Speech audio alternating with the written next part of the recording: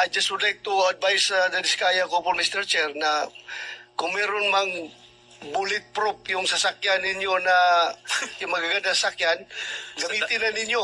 Sa dami na pagbaba sasakyan ninyo niya, ngayon dito, gamitin ninyo. Because I'm very much concerned sa iyong security dahil sa bibigat ng mga pinagsasabi nyo dito, hindi niyo alam, kahit na yung congressman na binanggit niyo, walang interes sa buhay niyo. Mayroong gustong sasarangay.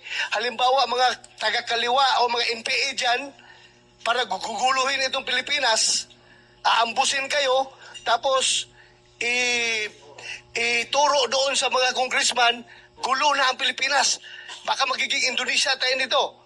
Kaya mag-ingat kayo, I advise you to take all the necessary precautionary measures as far as your safety is concerned.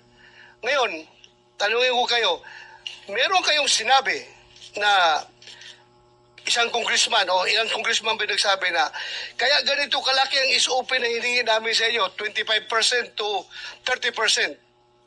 Dahil hindi lang sa congressman ito, hindi lang ito sa akin, kundi binibigyan namin si Congressman Saldico at saka si Speaker. Alam ba niyo kung ilang porsyento dito napupunta kay Speaker, ilang porsyento napupunta kay Saldico sa 25% na ito?